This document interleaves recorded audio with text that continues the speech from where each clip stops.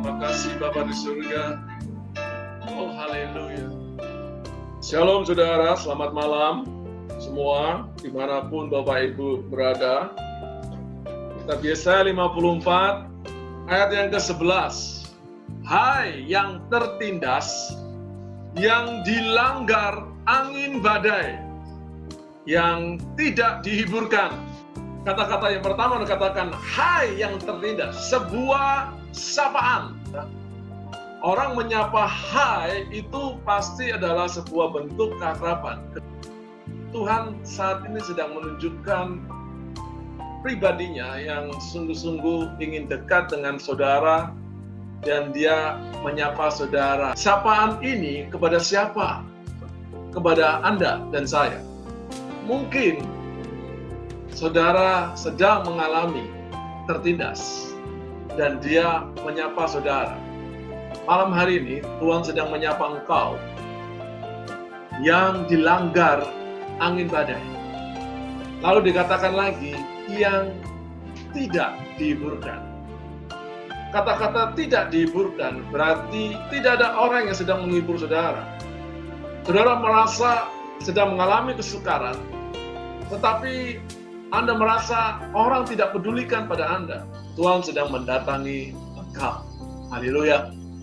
Itu yang pertama dari Yesaya 54 ayat 11. Hal yang kedua adalah terkadang dalam hidup kita Tuhan izinkan badai, persoalan, bahkan itu bukan sekedar persoalan, tapi sesuatu yang benar-benar saudara membuat Anda susah, membuat Anda bingung, membuat Anda stres. Badai itu bisa menerpa keluarga saudara.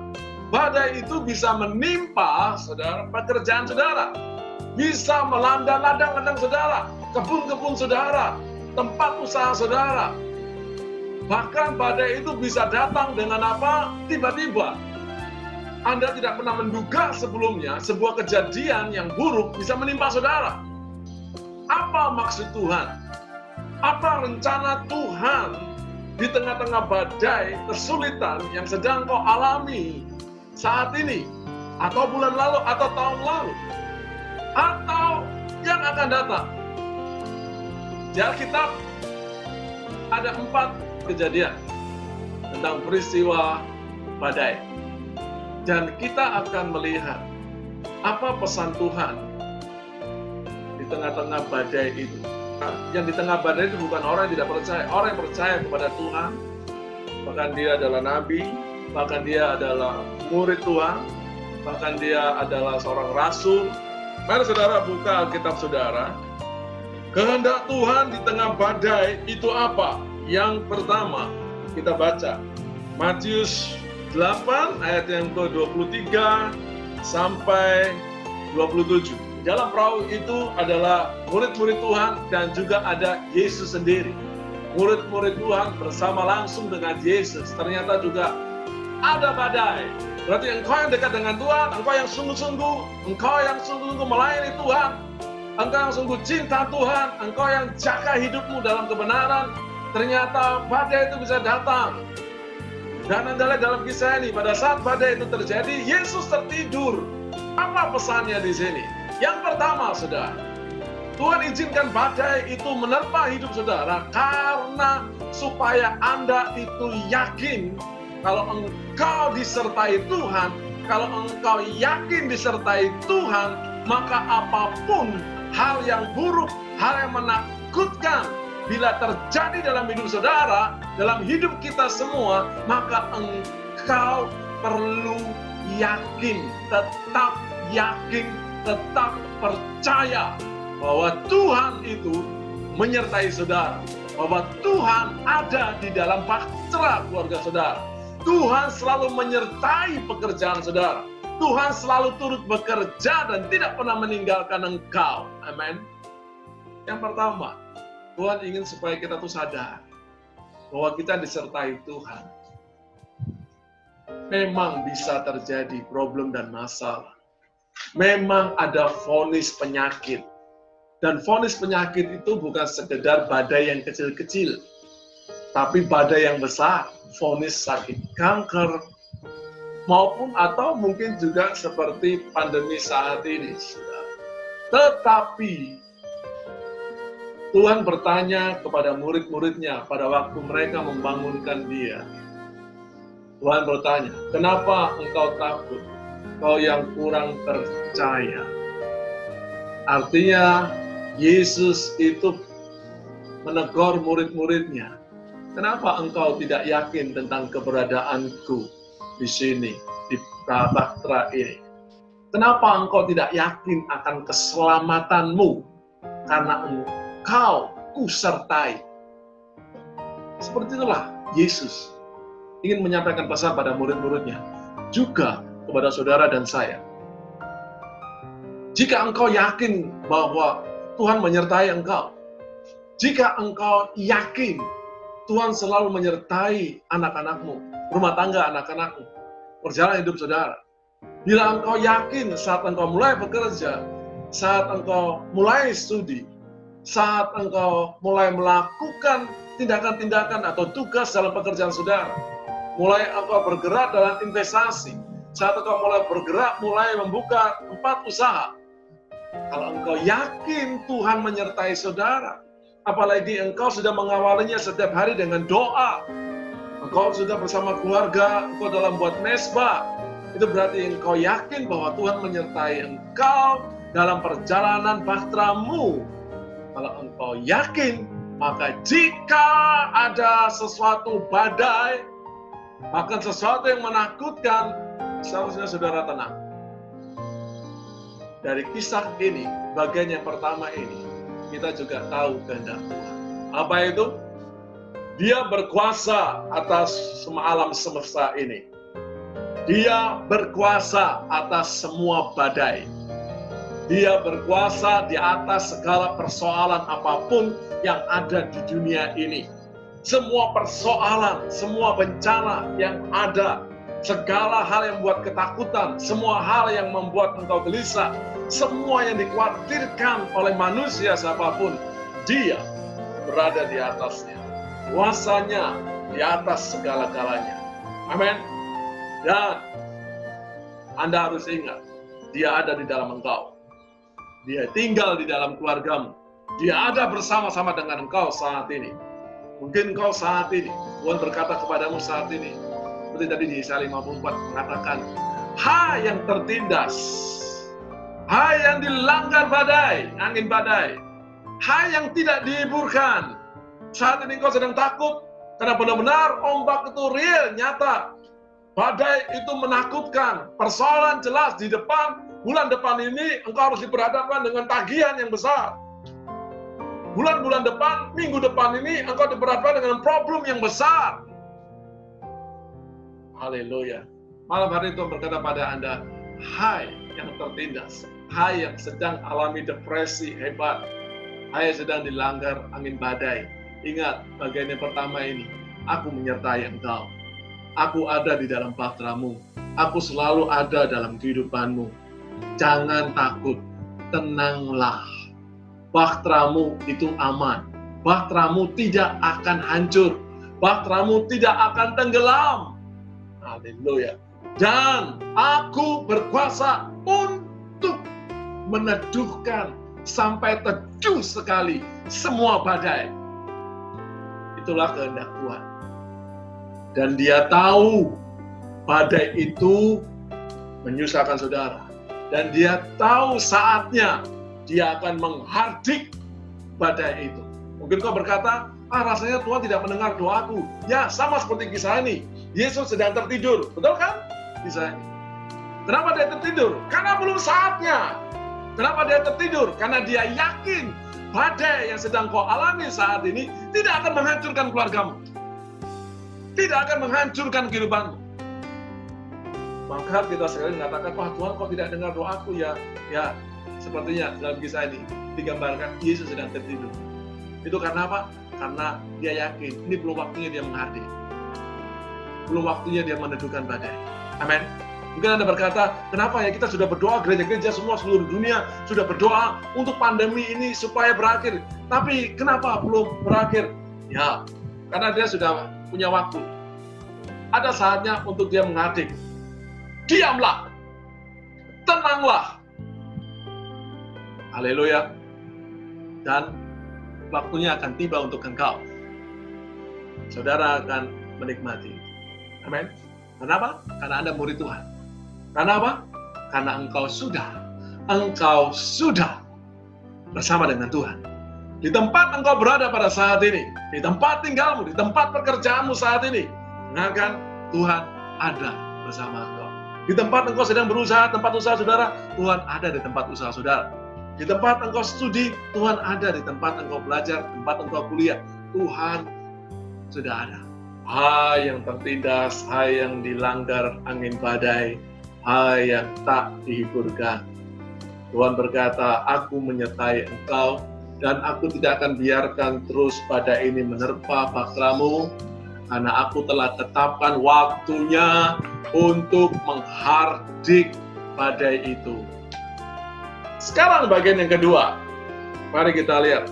Matius 14 ayat yang ke-24 sampai 32. Lihat di sini, perahu murid-murid Tuhan, bukan perahunya orang sembarangan. Ya. Spesifik murid-murid Tuhan. Berarti menggambarkan saudara dan saya orang yang sungguh-sungguh dekat dengan Tuhan, yang beribadah kepada Tuhan, yang berdoa kepada Tuhan, yang selalu ada mesbah doa, selalu ada penyembahan setiap hari, yang selalu membaca firman Tuhan, belajar firman Tuhan setiap hari, setiap minggu. Oh haleluya. Mirip dengan bagian yang pertama. Dan juga sama akhirnya juga Tuhan Yesus meneduhkan atau melenyapkan badai itu. Tapi saudara, Tuhan tidak pernah sama menyampaikan pesannya. Dalam peristiwa ini, ada pesan yang berbeda dari bagian yang pertama. Bagian yang kedua ini, yang sangat menarik adalah, lembaga Alkitab saja memberikan perikop di atasnya itu, bukan tentang badai, tapi tentang Yesus berjalan di atas air. Kalau melihat Yesus berjalan di atas air, maka kita langsung ingat juga tentang Petrus juga berjalan di atas air. Yang saya mau tekankan adalah Petrus berjalan di atas air, sementara air itu atau kondisi danau itu dalam kondisi badai. Danau itu sedang dalam keadaan bergejolak, bergelora airnya. Apa pesan Tuhan di sini? Apa maknanya? Maknanya adalah Tuhan sengaja mengirimkan badai menerpa rumah tangga saudara. Tuhan sengaja mengirimkan masalah dalam pekerjaan saudara. Tuhan sengaja memberikan satu situasi, kondisi yang membahayakan, menakutkan saudara, dan yang sungguh membuat Anda bingung, dan sepertinya Anda tidak bisa berbuat apa-apa. Tuhan sengaja mengirimkan badai itu bukan sebentar, tapi badai itu cukup lama.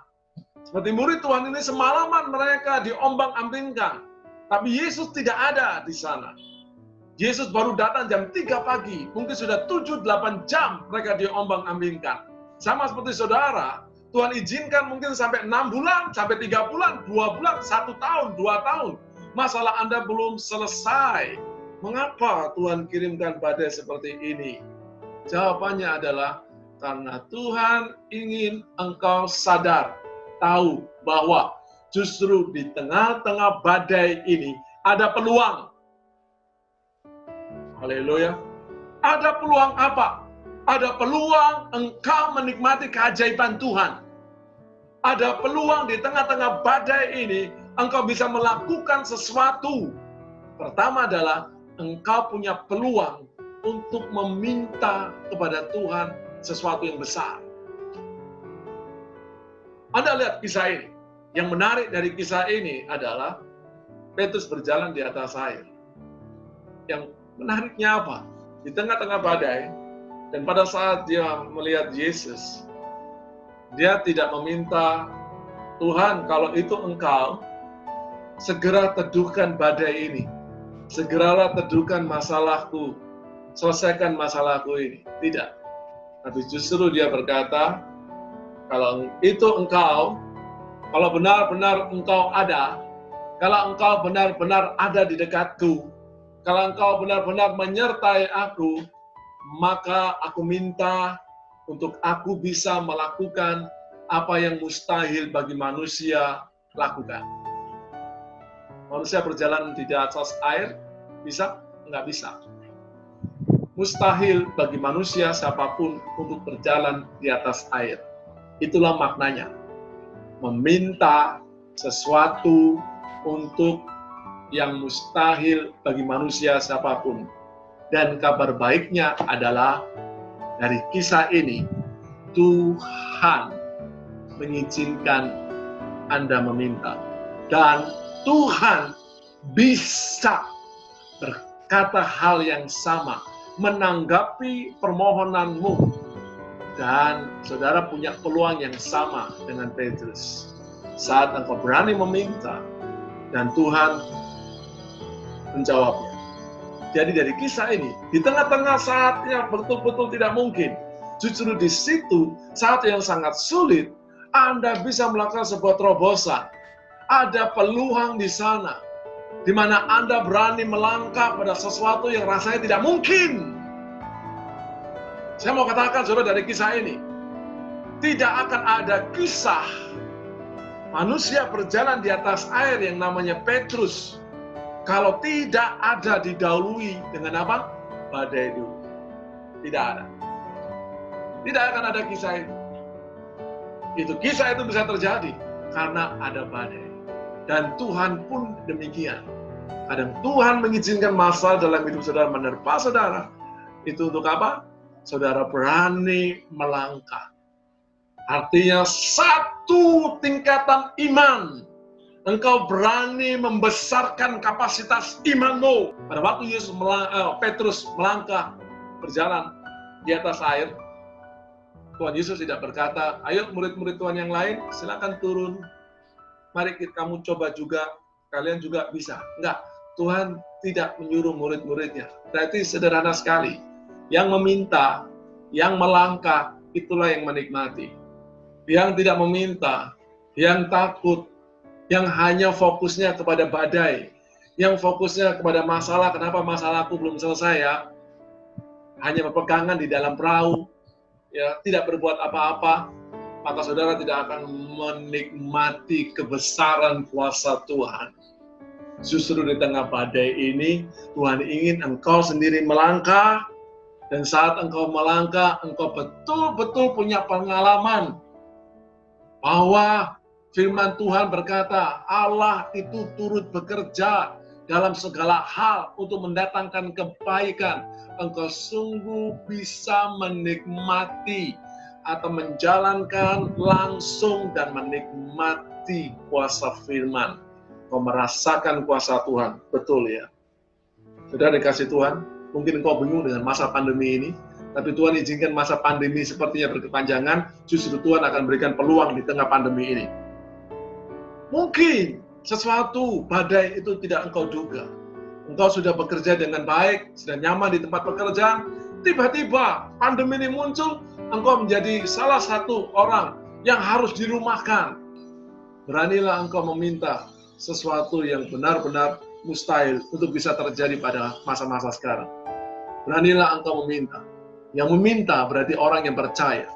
Dan orang yang percaya itulah yang menikmatinya. Amen. Sekarang bagian yang ketiga. Mari kita lihat sekarang. Dari kisah. Bagian pertama, bagian kedua, sama. Tuhan meneduhkan badai. Badai itu diteduhkan oleh Tuhan. Tetapi yang ketiga, kisah para rasul 27. Sekarang kita lihat, saudara, tadi murid Tuhan, sekarang rasul Tuhan, yaitu Paulus. Orang yang luar biasa cinta Tuhan, dan dia diutus Tuhan, ya, menuju kota Roma. Dia berlayar menuju kota Roma, harus menghadap Kaisar. Kisah para rasul pasal yang ke-27, ayat 22 sampai 26. Dan Paulus sedang menjalankan misi.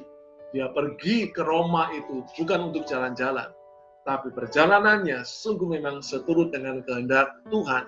Tuhan yang mengutus dia pergi ke Roma. Tapi dalam perjalanannya ternyata ada badai yang cukup hebat. Bukan satu malam. Ini malah luar biasa. 14 hari, 14 malam. Perahu mereka diombang-ambingkan.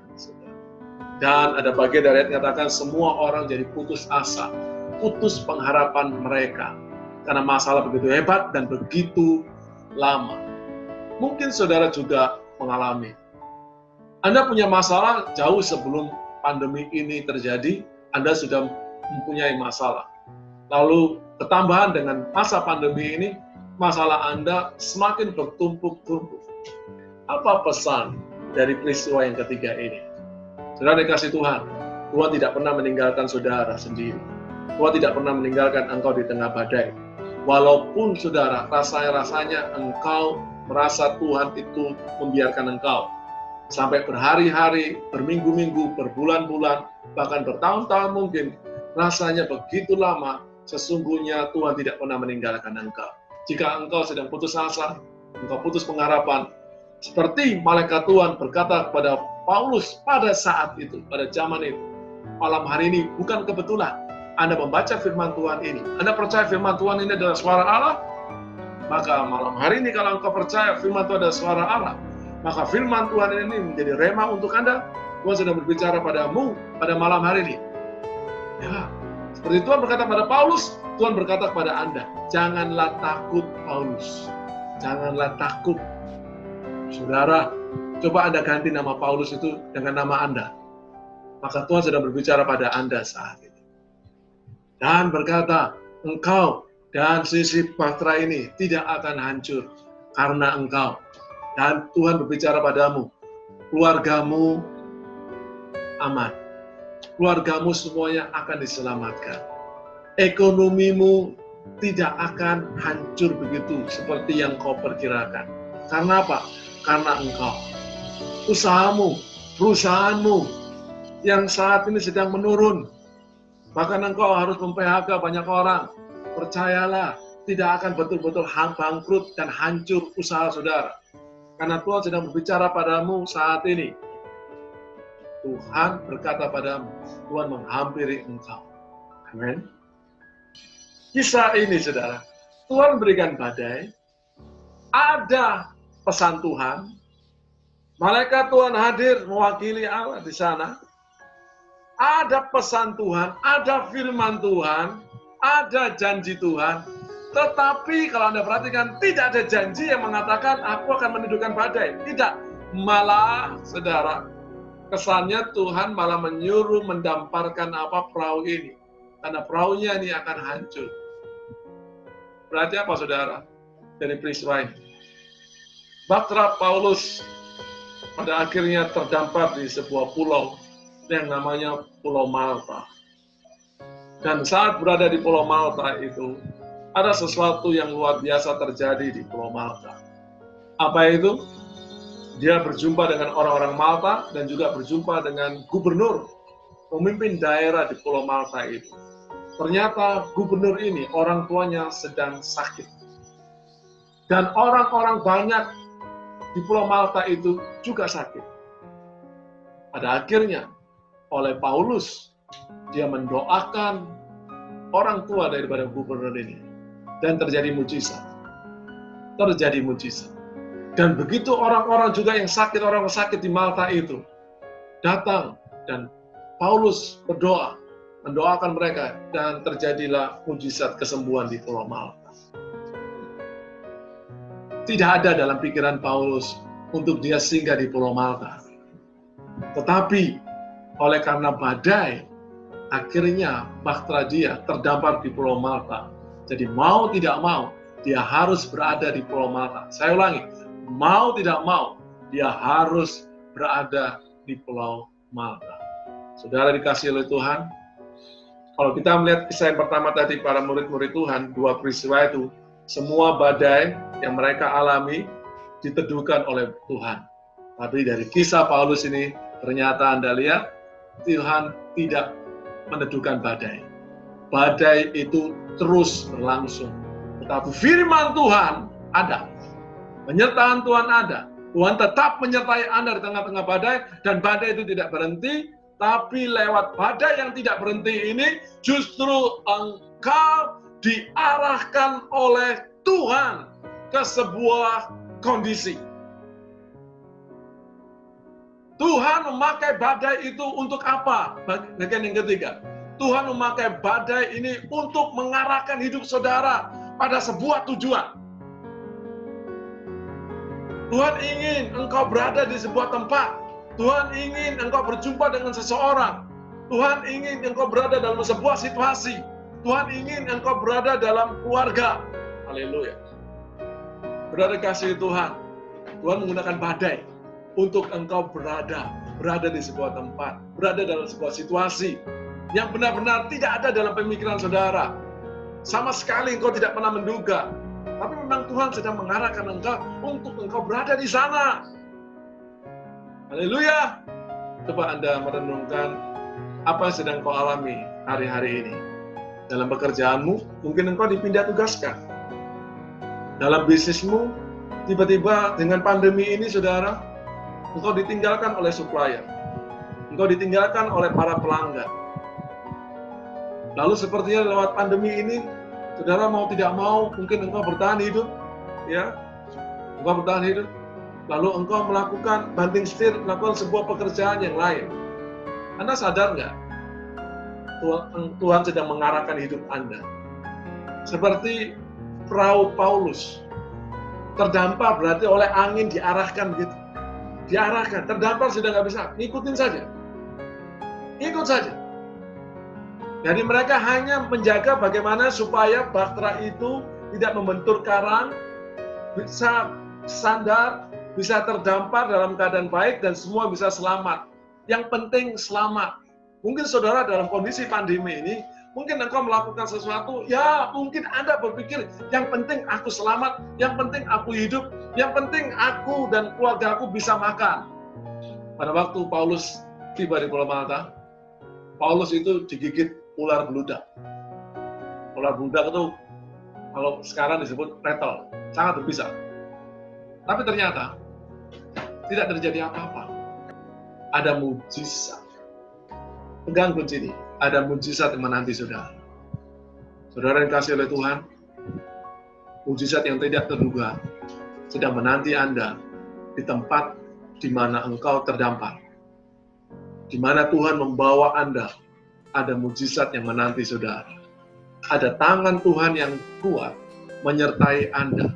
Sehingga apapun yang Anda kerjakan, seperti Paulus pada waktu dia di Pulau Malta, dikatakan dia menumpangkan tangan kepada orang tua dari gubernur. Tangannya di tempat dia terdampar karena badai. Lama lagi, 14 hari 14 malam, terdampar di sana. Tapi Tuhan memakai tangannya, memberkati tangannya. Demikian pula saudara, percayalah, tanganmu Tuhan berkati. Dan apapun yang kau kerjakan, di tempat Anda sepertinya terdampar karena masa pandemi ini, Tuhan berkati Anda. Karya ajaib akan terjadi padamu. Amin. Dan camkan hal ini, rencana awal, rencana utama Paulus ke Roma tidak pernah batal. Justru setelah dia berada di Malta itu, oleh penduduk Pulau Malta dan gubernur ini, mereka mensupport, ya kan? Mereka mensupport supaya Paulus dan rombongan semua tiba di Roma. Alkitab mencatat di Kisah Para Rasul pasal 28, nggak usah dibuka saudara, bahwa mereka menyediakan segala yang dibutuhkannya. Dibutuhkan apa? Untuk tiba ke Roma. Apa arti Roma itu? Tiba di Roma sampai kepada tujuannya. Berarti saudara, justru di tempat yang terdampar ini, lewat badai pesawat yang besar ini, sepertinya tujuanmu yang awal sepertinya berbelok, sepertinya tertunda. Enggak, saudara. Tujuan Anda tidak tertunda. Hanya sekedar terdampar saja. Karena Tuhan punya rencana di sana. Taat saja, jangan mengeluh. Percaya, di mana engkau berada nih, engkau mengalir menurut tuntunan Tuhan, memang rasanya di luar ekspektasi saudara, tujuan saudara. Tapi percayalah, apa yang kau kerjakan di sana, tangan Tuhan bekerja. Dan justru di tempat Anda sepertinya, dalam tanda petik, terdampar ini, Tuhan menyediakan segala yang kau butuhkan. Untuk apa? Untuk mencapai tujuanmu tadi. Seperti apa? Tuhan menyediakan kebutuhan Paulus untuk tiba di Roma. Berarti Tuhan akan menyediakan. Kalau Anda berdoa, selama ini sudah berdoa, ya kan? Lalu begitu ada pandemi ini, rasanya doa saudara semakin jauh untuk bisa dijawab oleh Tuhan. Rasanya doa saudara semakin jauh untuk bisa tergenapi. Janji Tuhan, nubuatan Tuhan itu sepertinya semakin jauh untuk tergenapi. Oleh karena pandemi ini. Karena di pandemi ini Anda sepertinya, sepertinya berbalik arah atau berbelok arah saudara, sepertinya jauh dari tujuannya. Tidak, justru saudara, dengan kondisi seperti demikian, dengan badai itu, Tuhan sedang mengarahkan Anda dalam situasi, dan disitulah Tuhan sedang mempersiapkan. Artinya, lewat tempat engkau terdampar, disitulah doamu justru akan dijawab oleh Tuhan. Haleluya. Justru di saat yang terdampar ini, doamu dijawab. Di sini, di antara rekan-rekan sini, ada Bapak Raymond. Dia bergumul untuk dia supaya mendapatkan anak yang kedua. Lama sekali dia berdoa, Pak, doakan supaya saya punya anak yang kedua. Nah, sebelum pandemi, saudara, berulang kali istrinya hamil lalu keguguran. Tapi sekarang justru di tengah pandemi ini, saudara, istrinya hamil sekarang. Haleluya. Bapak Raymond, dadah.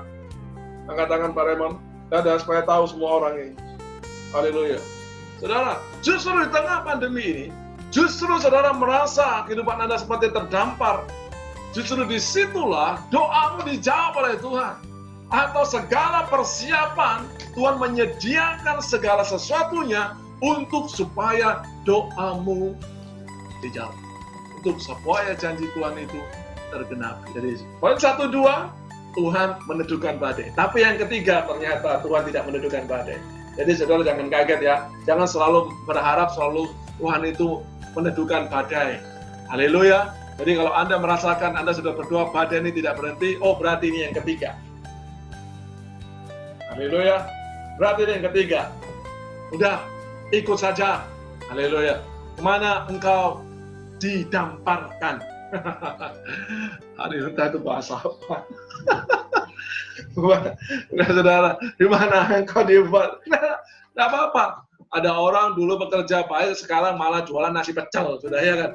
Malah jualan sate segala macam. Enggak apa-apa, engkau terdampar. Haleluya, haleluya. Tapi disitulah saudara, tanganmu diberkati Tuhan.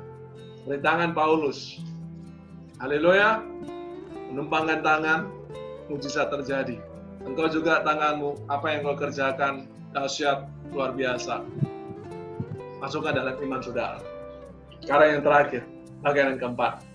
Bagian yang keempat itu saudara, saya harap ini tidak terjadi. Haleluya. Ini badai, tapi beda dengan 1, 2, 3. Yang keempat, saudara pasti tahu kitab Yunus pasal pertama ayat 11 sampai 15. Yunus saudara tahu dia Tuhan perintahkan pergi ke Niniwe, tapi dia ternyata naik kapal, saudara. Naik kapal pergi ke Tarsis. 13, lalu berdayunglah orang-orang itu dengan sekuat tenaga untuk membawa kapal itu kembali ke darat. Tetapi mereka tidak sanggup, sebab laut semakin bergelora menyerang mereka. Lihat saudara, mereka berusaha dengan sekuat tenaga untuk bisa luput dari badai ini, tapi nggak bisa. Oleh karena itu, saudara, bagian yang keempat, saya berharap ini jangan sampai terjadi pada Bapak Ibu sekalian. Ya, saya sebagai manusia, sebagai hamba Tuhan, mengharapkan mungkin badai yang pertama, kedua, ketiga. Jangan sampai yang mengalami yang keempat ini ya, Bapak Ibu sekalian, karena ada dosa, karena ada ketidaktaatan. Pesan dari yang keempat ini, saudara, badai itu datang. Tuhan izinkan badai itu menerpa saudara, karena apa? Saudara salah perahu. Saudara salah naik perahu. Anda salah pilihan. Anda salah memilih. Baik Kalau Anda sadar, kalau kita sadar, kita salah memilih. Tadi dikatakan seluruh ABK itu berusaha mendayung sekuat tenaga untuk kembali ke darat, tapi laut itu semakin bergelora. Saudara mau dengan kekuatan saudara, kau mau pakai kekuatan manusia yang lain, engkau meminta pertolongan manusia siapa saja, untuk engkau bisa tetap di dalam perahu yang salah, engkau mau tetap berada di perahu yang salah, nggak akan bisa. Engkau tetap berada di posisi yang salah, nggak akan bisa. Maka jalan keluarnya adalah bagaimana? Badai tidak akan berhenti. Sebelum apa? Engkau meninggalkan perahu yang salah itu. Dan Anda lihat, begitu Yunus keluar dari perahu yang salah ini, bukan tempatnya dia di sana, langsung teduh. Kiranya saudara bisa memahami apa makna atau rencana Tuhan di tengah-tengah badai yang sedang terjadi. Bagian terakhir, mari kita semua memeriksa diri kita masing-masing. Yang pertama, kita memeriksa. Yang keempat ini, saya taruh bagian belakang, tapi justru untuk kesimpulan dari firman Tuhan malam hari ini, saya taruh di bagian depan sebagai koreksi. Mari kita periksa. Kalau ada sesuatu yang salah, Yunus tahu kok. Yunus tahu. Dia salah, dia tahu. Dia tahu dia salah. Engkau pun bisa salah. Kau tahu kau salah saat ini. Dan badai itu begitu menerpa Anda. Anda sudah mencoba. Bahkan engkau mungkin memakai bantuan manusia untuk meneduhkan badai ini. Tapi masalah justru saudara bertambah berat. Oleh karena itu, pada saat ini, koreksi diri, maka kalau memang ada dosa, saudara, kau tidak bisa berada dalam kondisi seperti itu. Anda harus keluar. Anda harus keluar. Anda harus keluar dalam situasi itu. Begitu situasi itu Anda keluar, lihatlah, badai itu pasti akan berhenti. Baik, yang kedua, mari kita sama-sama memeriksa diri dengan badai ini. Camkan saudara,